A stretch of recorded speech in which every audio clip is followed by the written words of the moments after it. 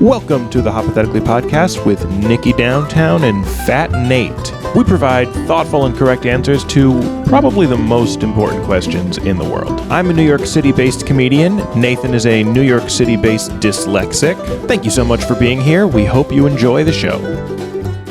Hoppothetically episode 33. We're back after a long hiatus. Big news, Nathan now lives in New York City. This is his new apartment / the studio. What do you anticipate the green screen's going to have this episode? Nothing. Not just green. I think it's going to... Wait, what'd you ask? What are we going to put on the green screen? Oh. You think nothing? Let's show them the screen first. We installed it, so we want them to see it. There's like a pale wall. I think we should use the green screen and put a pale wall. We could take a picture of that wall and put have it there, yeah. this wall. Yeah, we were like the paint as a slightly better finish on the other side. And then when people come in, they're like, the room layout is different but familiar.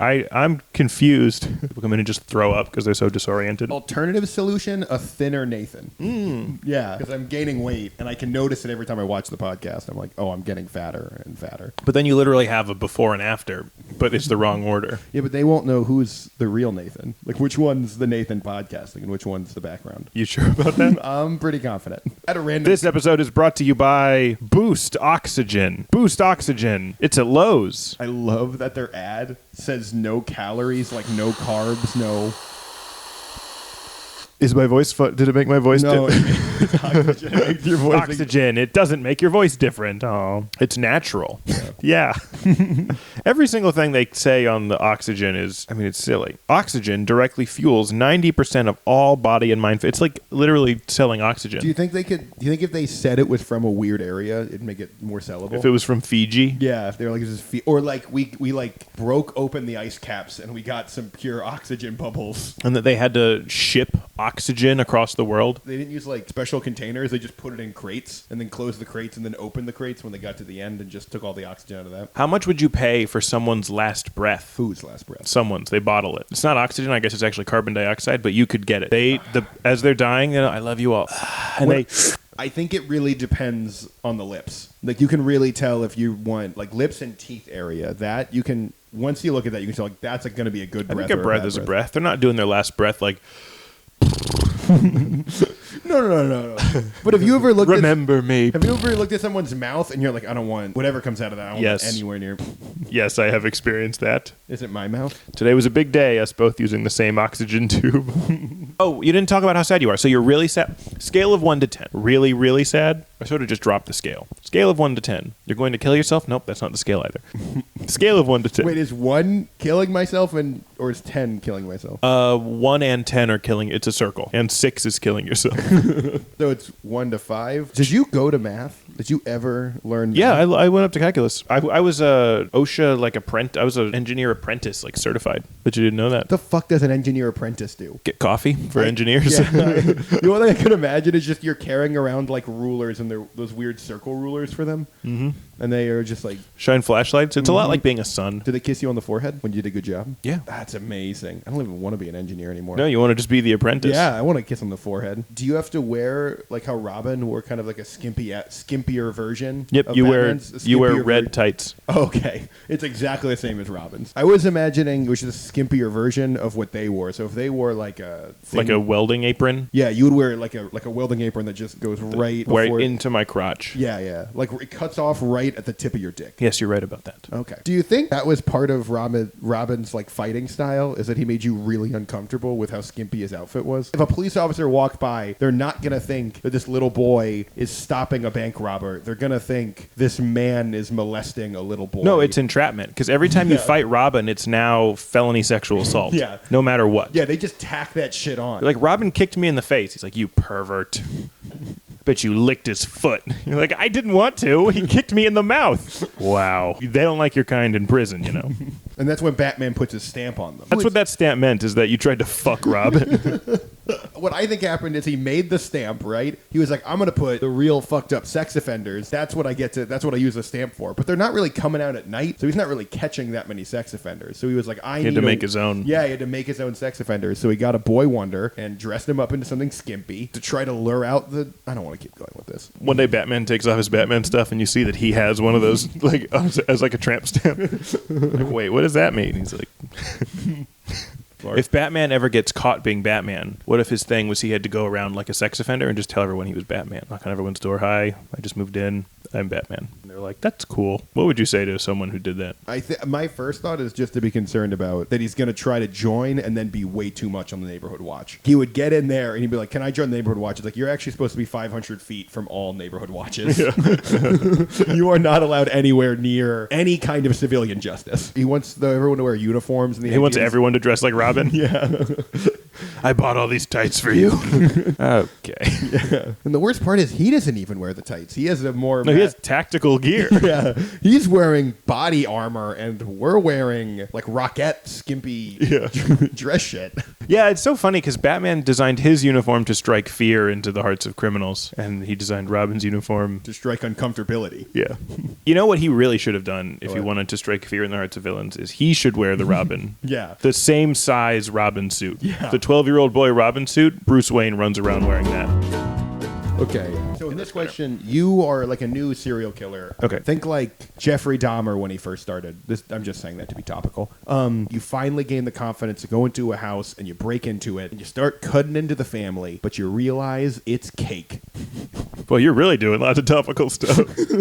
Oh yeah, this question was just... And then there's like a, what was the To Catch a Predator guy? Yeah. That's his new series, Cake Families for Serial Killers.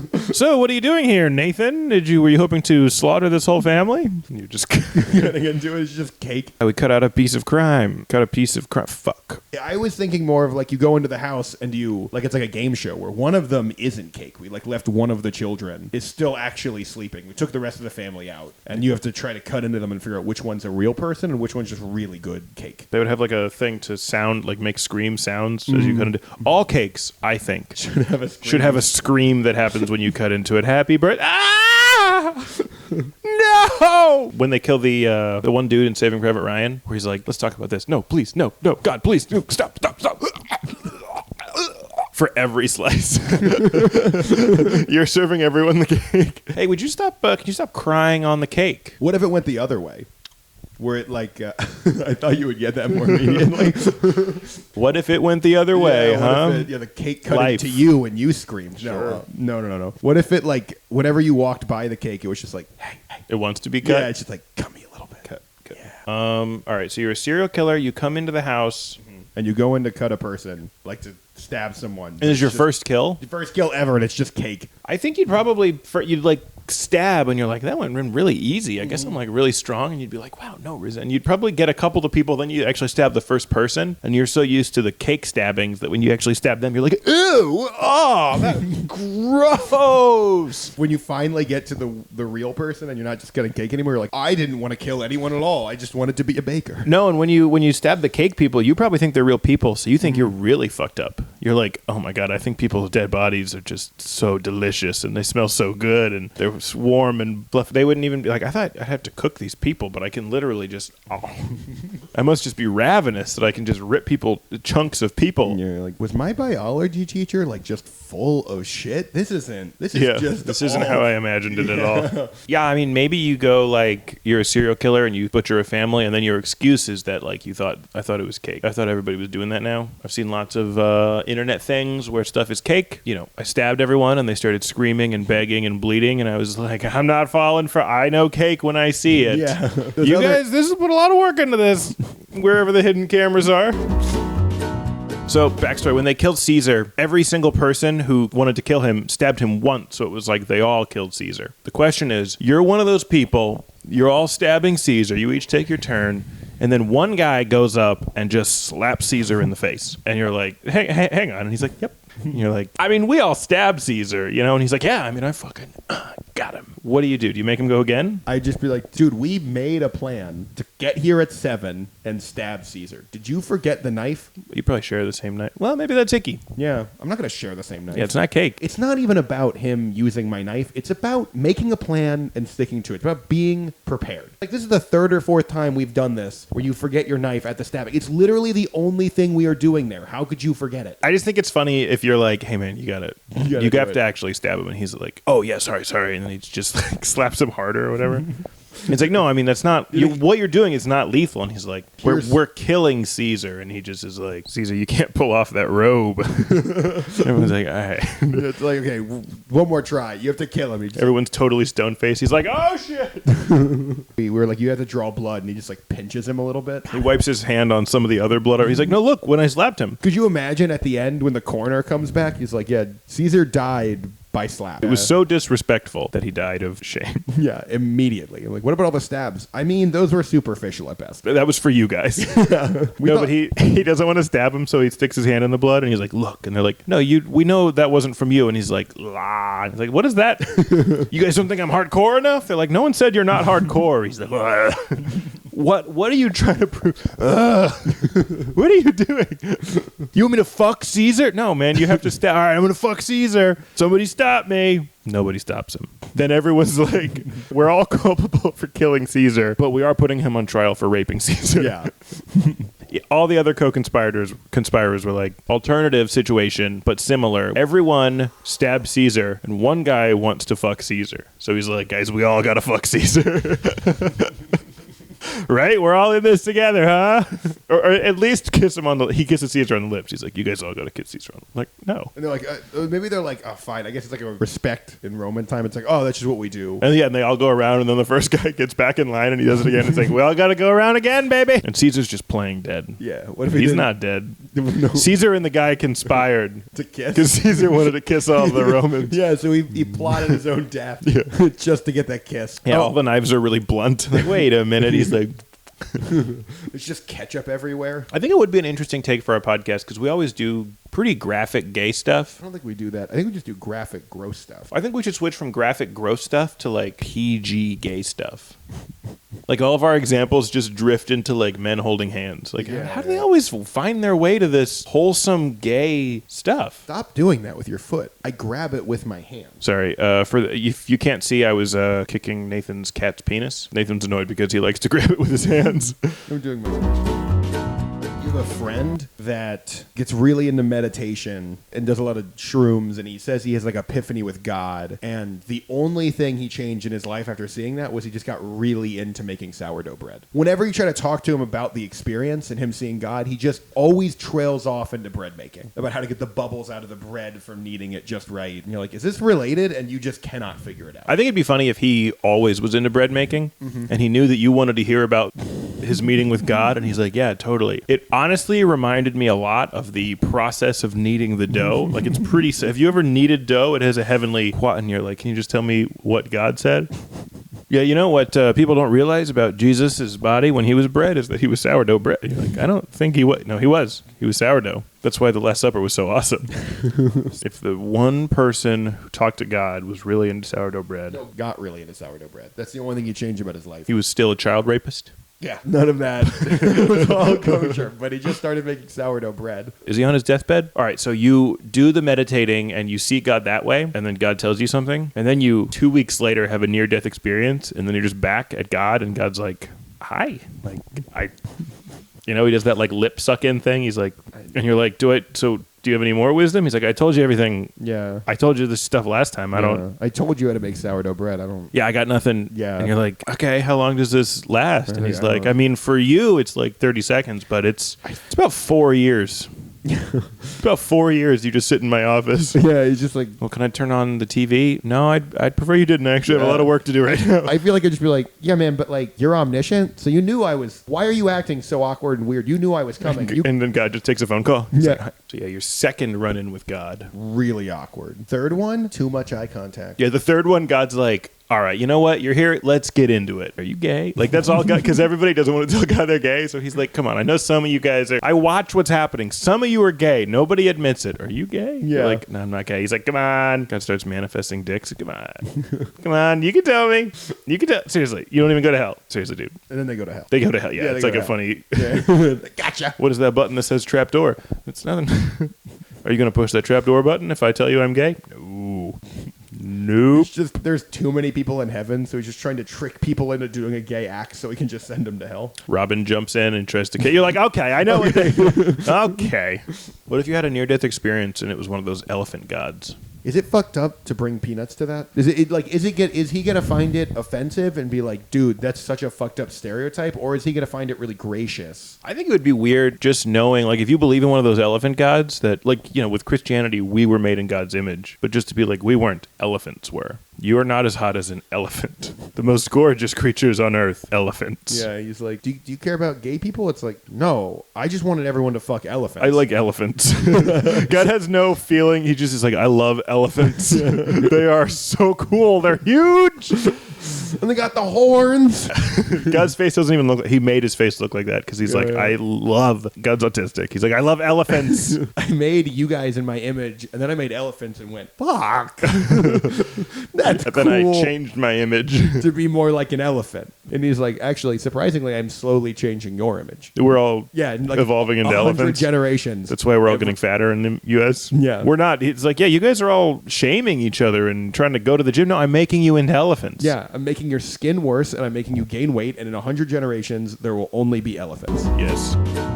All right, so you're a sniper with your sniper rifle. You're in a war, and you're locked into one of those sniper versus sniper battles. Mm-hmm. It's tense. He's known for being the best on his side. You're the best on your side. Whoever finds the other first, that's who's going to get the kill. Mm-hmm. You look, you notice something, and you lock on. It's him, but it's his bare ass.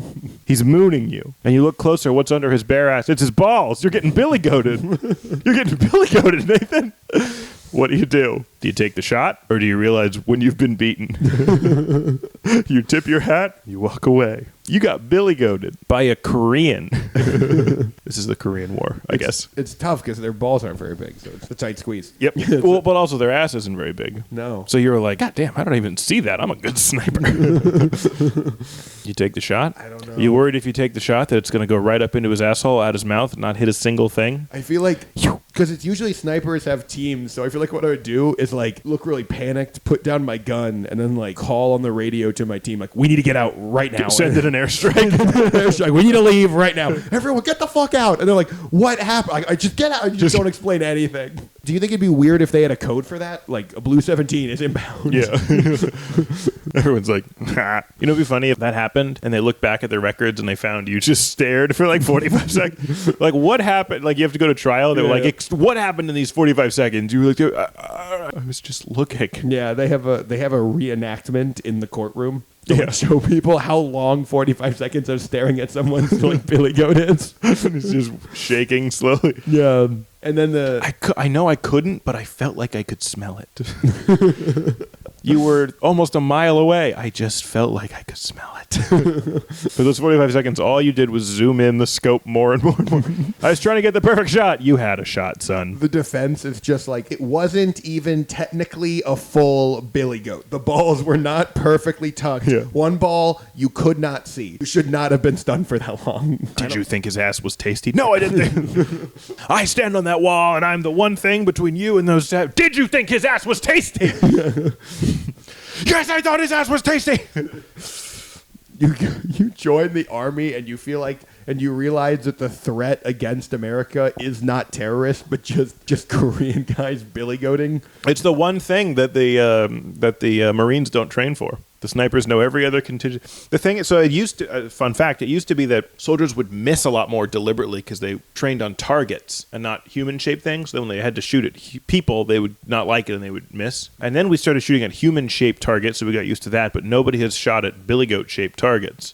So when you see it, you're overcome with the sense of humanity and not wanting to, you see the ass with the balls gently swaying under the ass, and you think, that's my brother. That's a fellow human. That's how my brother used to billy goat me.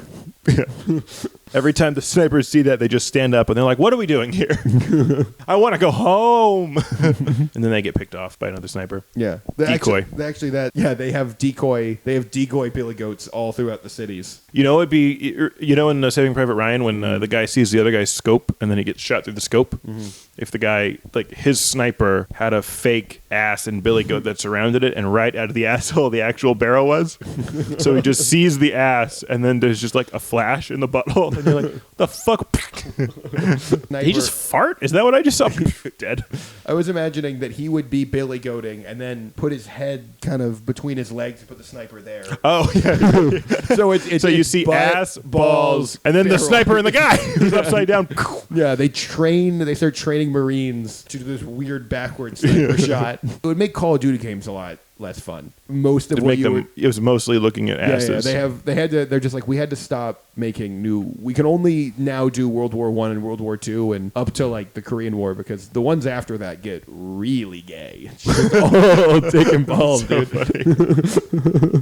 It's like, we've tried a lot of stuff. It's really hard to hire artists that just want to really make dick and balls all day. Jiggle physics, just right. It's so important. It's a career. You're like director of jiggle physics. My expertise is balls, but I struggle with titties. Yeah, I have more, but we can keep going. It's just more ball stuff. I was gonna say, if the guy that makes, what if the guy that just more ball stuff? Don't sell yourself short. We love ball stuff. That's fair. Let's make it wholesome, like we were saying. Yeah. Maybe instead of balls, it's just two smiling men.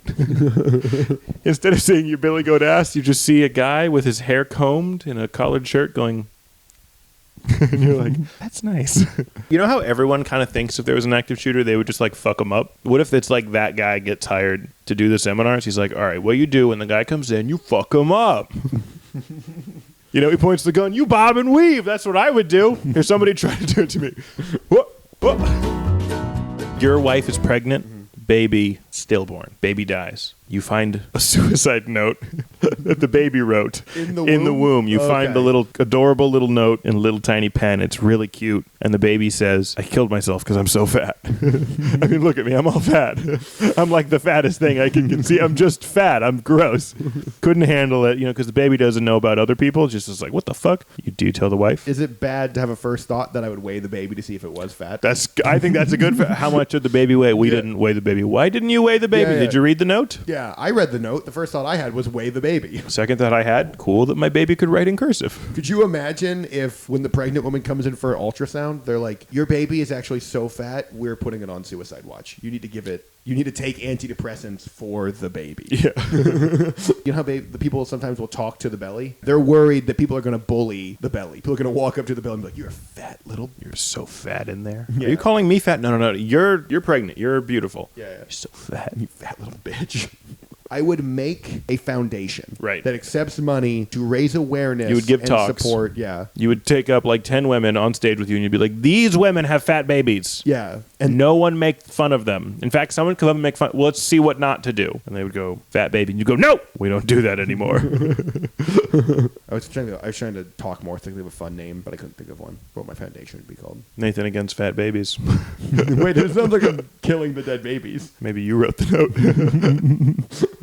Nobody questions how did that note get in there, but you planted the tiny note. We know who writes in cursive. Nathan does. Yeah. It'd be a good way to get around the abortion law. You just bully your baby by calling it fat a bunch and get it to kill itself. I do actually think that'd be really fun and cute if you were getting an abortion to have little suicide notes you could write for your baby. Could you imagine if you went in for an abortion and your doctor just screamed profanity at your belly for about 10 minutes and went, you're good. It'll take 2 to 3 days to kick in, but just get the baby to kill himself? Yeah, that's what the doctors do now. Because they're not allowed to do actual medical stuff, but they are allowed to scream at your belly. That's freedom of speech. You know what? I want to start a TV show. You know how sometimes there'll be twins and then one twin absorbs or kills the other twin? Trial. The baby's born, you're like, you're under arrest for murder. And the baby starts crying and you're like, don't give me that. Premeditated. It's a tough legal battle because they just plead insanity. It's like, he clearly can't even talk. Yeah, and they're like, you've been planning this since literally you exist. Your first thought was this. That's all you've ever thought about, you sick piece of shit. They put fake cake babies in front of him. Like, would you eat this? It looks similar. We're back to the cake baby. Yeah, we're cake baby. Full circle. We're ending the podcast with eating cake. All right. Well, that was our first episode back. Hypothetically, episode 33. Thanks for listening, everybody. We are back. We're going to have more frequent episodes, more on the Patreon. I'm going to start doing that stupid stand-up thing I said I was going to do. Nobody's going to watch that, but it's going to be there if you want to. Nathan, you want to cry? Thanks, everybody.